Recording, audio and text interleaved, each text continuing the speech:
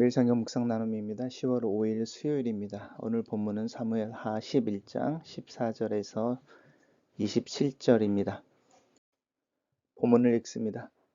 아침이 되매 다윗이 편지를 써서 우리아의 손에 들려 요압에게 보내니 그 편지에 써서 이르기를 너희가 우리아를 맹렬한 싸움에 앞세워 두고 너희는 뒤로 물러가서 그로 맞아 죽게 하라 하였더라. 요압이 그 성을 살펴 용사들이 있는 것을 아는 그곳에 우리아를 두니 그 성 사람들이 나와서 요압과 더불어 싸울 때에 다윗의 부하 중 몇 사람이 엎드러지고 헷 사람 우리아도 죽으니라.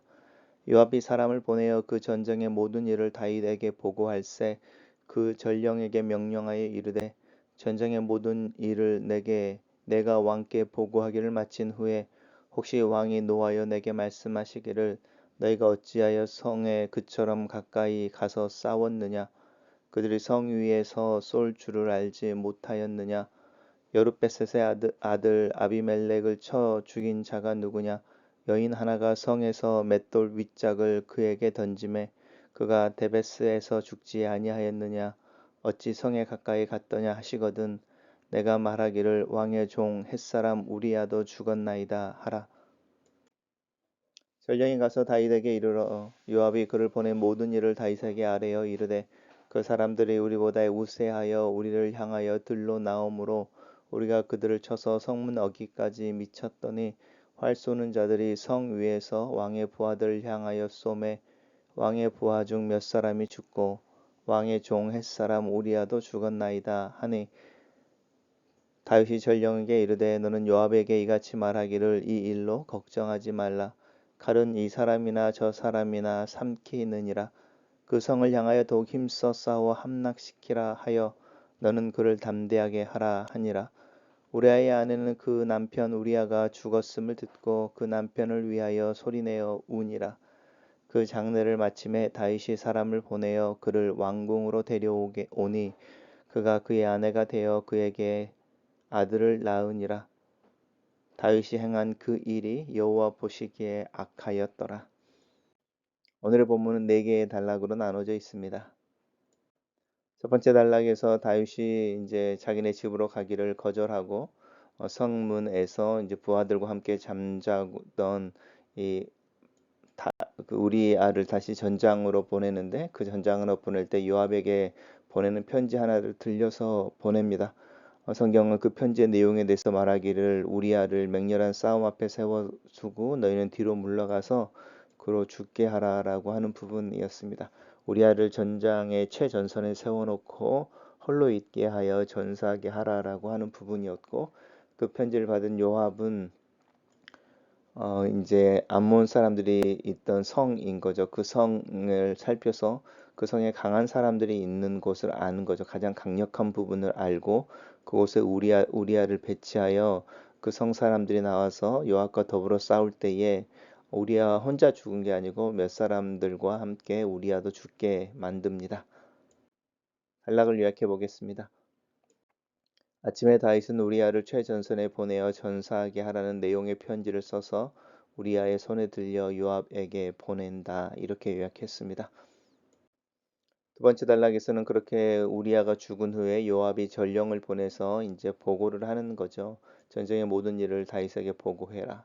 그러면서 이제 요압은 한 수 더 뜨는데 이제 요압이 우리아를 죽게 하는 과정 속에서 다른 전사자들이 많이 나왔던 것에 대해서 이제 다윗이 책망할까봐 그런 이야기를 듣고 이제 다른 전사자들이 있는 것을 듣고 왕이 노했을 때에 이제 키죠. 우리아도 죽었다라고 하는 부분을 언급해서 그 왕에게 자신이 잘못한 것이 아니고 의도적으로 그 일을 행했다라고 하는 부분을 암시하게 합니다. 단락을 요약해 보겠습니다. 요압은 편지를 따라 우리아를 전사하게 하고 그 결과를 다윗에게 보고한다. 이렇게 정리했습니다.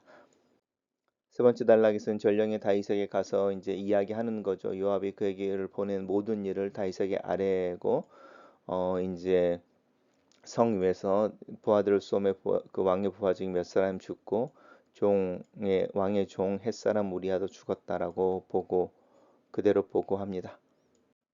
단락을 요약해 보겠습니다. 요압이 보낸 전령은 다윗에게 가서 전장애를 보고하면서 우리아의 죽음도 함께 보고한다. 이렇게 정리했습니다. 그 이야기를 들은 다윗의 말이 참 그렇습니다. 요압에게 이르기를 이 일로 걱정하지 말라. 다윗도 요압이 전술상으로 전략상 실패했던 것에 대해서 이야기하고 있는 거죠. 왜냐하면 우리아가 죽게 하려고 많은 전사자를 냈을 뿐만 아니라 그 과정에서 후퇴했으니까. 근데 그것을 이제 다윗이 알고 있죠. 왜 그랬는지. 그러면서 칼은 이 사람이나 저 사람을 섬긴다라고 하면서 아무런 일이 없었던 듯이 우리아의 죽음이 어쩔 수 없는 전쟁에서 일어나는 일상 다반사와 같은 모습이라고 이야기하는 거죠. 그러면서 오히려 이제 그 성을 더욱더 힘써서 함락시켜라. 그리고 이제 요압을 격려합니다. 다윗과 요압의 관계가 참 이중적이고 또 이렇게 이해하기 어려운 부분으로 엮여져 있습니다. 그래서 아마 다윗이 요압의 권력도 있지만 요압을 내치지 못하는 이유는 요압만큼 다윗의 마음을 알고 있는 사람도 없기 때문일 겁니다. 본문에서 이제 바세바라는 이름이 나오지 않습니다. 우리아의 아내라고 계속 강조하죠. 그의 남편 우리아가 죽었다. 그리고 그의 남편을 위하여라고 바세바의 행동에 대해서 바세바라는 이름 대신에 바세바의 신분에 대해서 우리아의 아내로 명확하게 이야기하고 있습니다. 우리 어제는 그가 부정하기를 마쳤다라는 말 속에서 이제 가지게 된 아이가 우리아의 아이가 아니고 다윗의 아이인 것을 분명하게 했다면 오늘 본문에서는 그 바세바가 다윗의 아내가 아니라 우리아의 아내였음을 분명하게 이야기합니다. 그리고 다윗이 이제 바세바를 왕궁으로 데려와서 이제 그의 아내가 되게 하고 이제 임신했다고 받았던 그 아들을 낳게 되는데 오늘 이 모든 이야기가 끝나면서 한마디로 이제 평가가 되는 거죠. 다윗이 행한 그 일이 요압 보시기에 악하였더라. 단락을 요약해 보겠습니다. 다윗은 전령에게 요압을 격려하는 메시지를 보내고 바세바는 우리아를 장례한 후에 다윗의 아내가 되어 아들을 낳으니 다윗이 행한 그 일이 하나님 보시기에 악하였다. 이렇게 정리해 봅니다. 첫 번째 묵상 나눔입니다. 다윗의 행위가 무섭다. 자신의 음모가 담긴 편지, 자신을 죽이려는 우리아의 손에 우리아를 죽이라는 편지를 들려서 요압에게 돌려보낸다. 어떻게 이런 일을 할 수 있을까? 아무리 우리아를 전쟁터에서 죽이게 하려는 음모를 꾸밀지라도 최소한 그 편지는 다른 전령을 통해 요압에게 보내야 하지 않았을까? 거짓을 거짓으로 덮으려는 다윗의 마음에는 최소한의 선이라는 분별력이나 악에 대한 브레이크가 전혀 작동을 하지 않는다. 죄의 무서운 현실이며 파괴력이다.